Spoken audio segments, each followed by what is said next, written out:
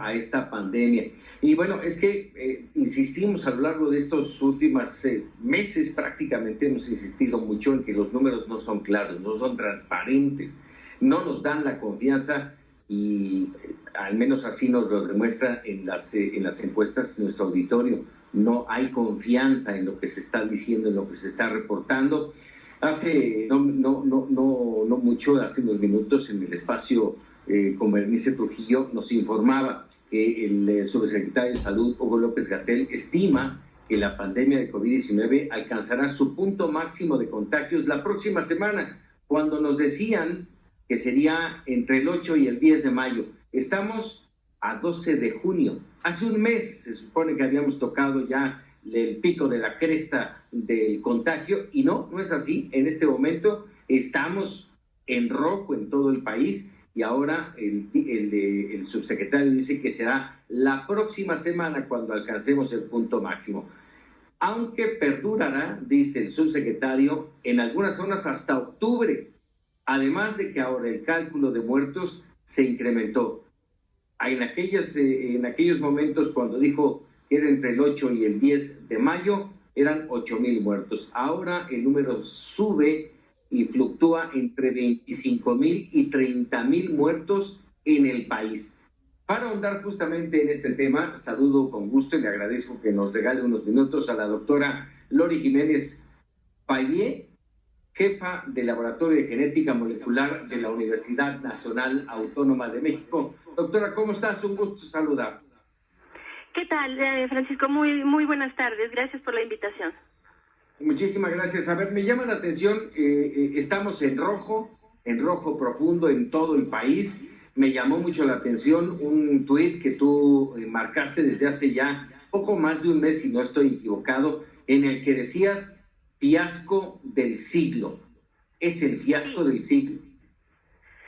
Sí, bueno, escribí ese artículo para el diario Reforma, en donde hago una descripción o trato de hacer una descripción o una reflexión sobre la estrategia que el gobierno federal de México ha instituido para tratar de manejar la pandemia en nuestro país.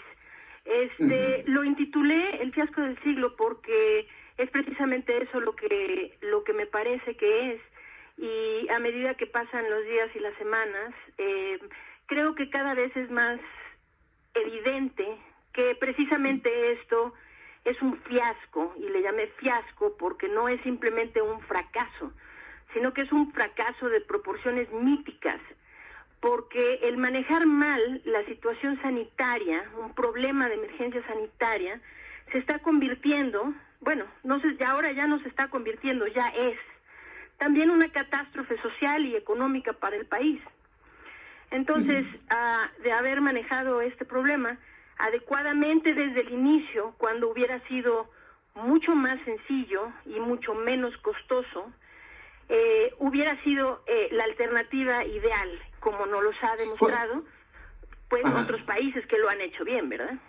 ¿Cuáles son las bases que tomas en cuenta para catalogarlo así, para catalogarlo como un fiasco? Las partes, bueno, cuando toda esa historia se termine de contar va a haber solamente una variable indicadora del éxito o del fracaso, y ese va a ser el número de defunciones, el número de muertes. Entonces, Taiwán, por ejemplo, o Vietnam, pueden preciarse, Nueva Zelanda lo mismo, y otros países pueden preciarse de tener un número de defunciones muy bajo. Vietnam, de hecho, siendo un país mucho más pobre que nosotros, también con una densidad alta de población, y siendo vecino inmediato de China, a la fecha cuentan 0 defunciones. O sea que finalmente la variable de éxito va a ser esa. Nosotros al día de ayer estamos sumando casi 16,000 muertos. Entonces, por ningún lado por donde se le vea, esto puede ser considerado nada más que una estrategia fracasada, fallida, ¿no? Ahora, sí, no es una cuestión, doctora, de ser pobres o ser ricos, porque vemos el caso de Estados Unidos, por ejemplo, que es el epicentro, el país más lastimado por el COVID, más, no quiero ni siquiera meterme en el número de muertos, que son miles, más de 300,000, si no tengo mal el cálculo en este momento, No es una cuestión de ser pobres o ser ricos. Sí, bueno, Estados Unidos anda aproximadamente por los 115,000 defunciones, por las 115,000. Lo que está usted diciendo tiene absolutamente toda la razón. No es un problema realmente de países pobres y países ricos en este momento, o por lo menos no en lo que respecta a nuestro país, porque la estrategia se pudo haber hecho bien, se pudieron haber salvado esas vidas. Lo que debe quedar claro es que esto no era inevitable. Estas muertes han sido muertes que se pudieron evitar, que se pudieron prevenir, y se dan como consecuencia de una estrategia mal llevada. Es por eso que estas muertes se dan. Entonces, sí, no era una cuestión de economía, desde luego, ¿no? Porque ahora está saliendo muchísimo más caro. Los últimos reportes financieros, o bueno, de indicadores económicos en el país, estamos hablando de una caída sin precedente del Producto Interno Bruto, más de 12 millones de empleos perdidos, la capacidad productiva por los suelos como no se había visto durante más de 5 décadas, algo así, ¿no? Entonces, bueno, esto ha salido mucho más caro, no solo en dinero, desde luego, sino en el factor más importante, que ha sido muy costoso en términos de vidas. Y de aquí, pues seguimos hacia arriba, seguimos subiendo, seguimos en ascendencia, y esto sigue avanzando de manera acelerada. ¿Qué ha faltado? ¿Cómo pudiéramos haber evitado lo que hoy se está viviendo y lo que todavía falta por vivir? Sí, esto se pudo haber evitado siguiendo una estrategia de contención. El doctor López-Gatell decidió llevar una estrategia de mitigación pura y no hacer estrategia de contención. La mitigación, como bien sabemos, y sabe cualquier epidemiólogo, cualquier epidemiólogo sabía esto desde mucho antes de que el COVID existiera. Si hubieran agarrado esta estrategia cuando han habido brotes de ébola en África, si alguien hubiera seguido la brillante estrategia del doctor López-Gatell, pues cuántos más hubieran muerto en África en esos brotes, ¿verdad? Mire, la estrategia es contención. Si uno deja a un patógeno, llámese un virus, una bacteria o lo que usted guste, si uno deja que el virus tome ventaja, siempre el microorganismo nos va a ganar. Y eso está demostrado a través de la historia de todos los brotes, epidemias y pandemias que han estado registrados.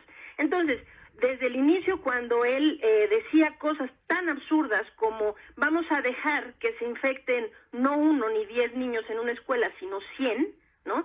Esa estrategia, bueno, es contraria a cualquier filosofía de control epidemiológico de una enfermedad infecciosa que se expande en el ritmo en el cual se expande COVID-19.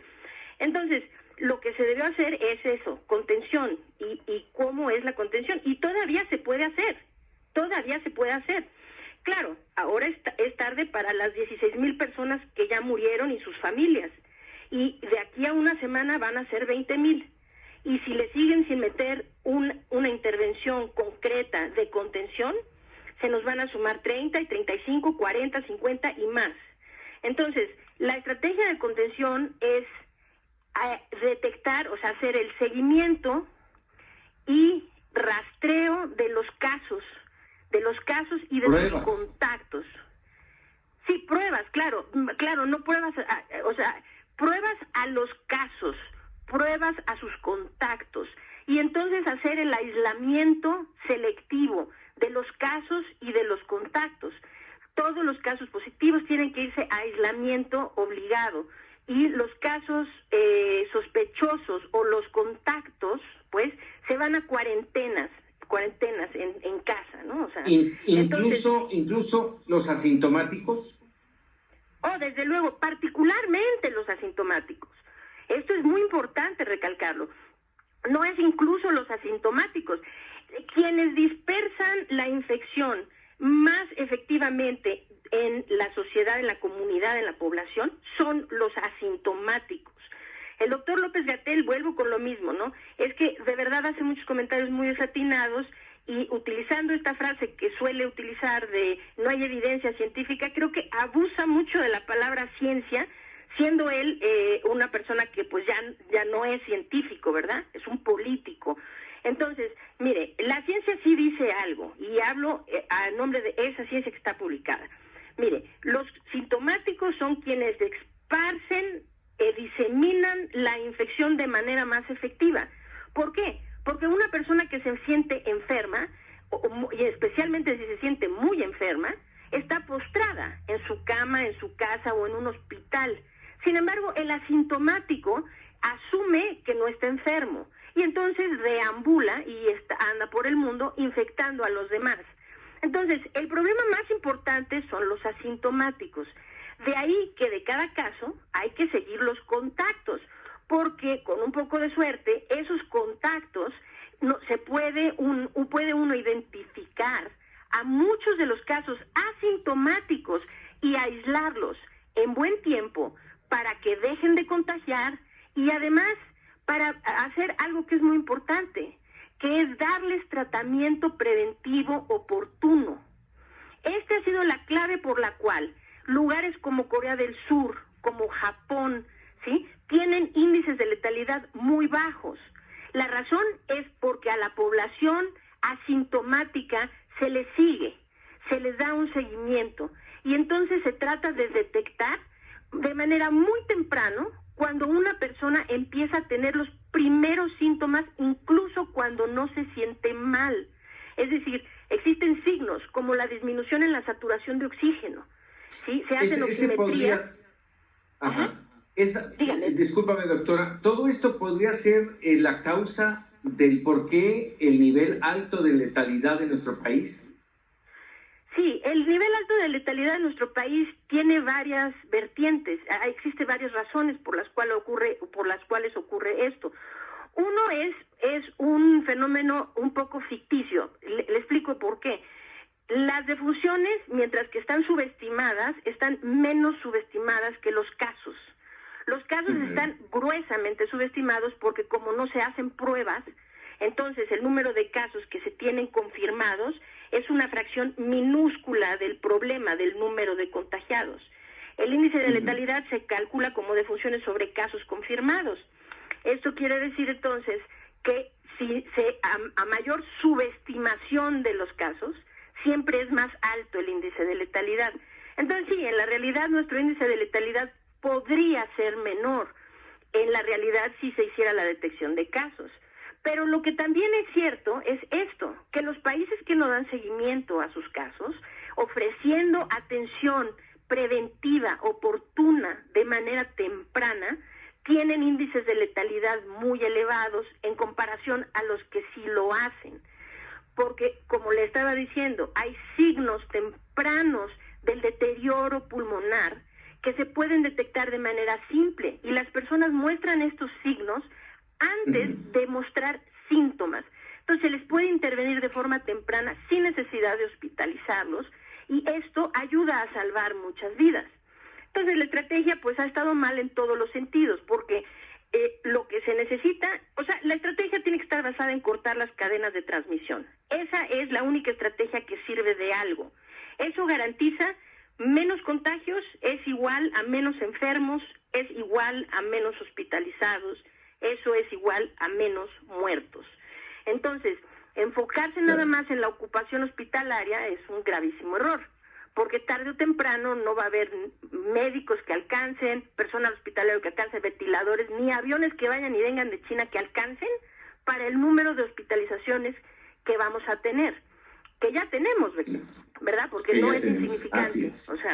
Así es. Doctora Lori Jiménez, te agradezco enorme darnos luz desde el lado científico, valga el término, si me lo permites así, para ver con esa óptica lo que se hizo o no se hizo correctamente y lo que todavía podemos hacer. Te agradecemos mucho aquí en Mega Noticias TVC. No tiene nada que agradecer, al contrario, es un placer. Muchísimas gracias. Es la doctora Lori Jiménez Paillé, jefa del Laboratorio de Genética Molecular de nuestra máxima casa de estudios de la Universidad Nacional Autónoma de México.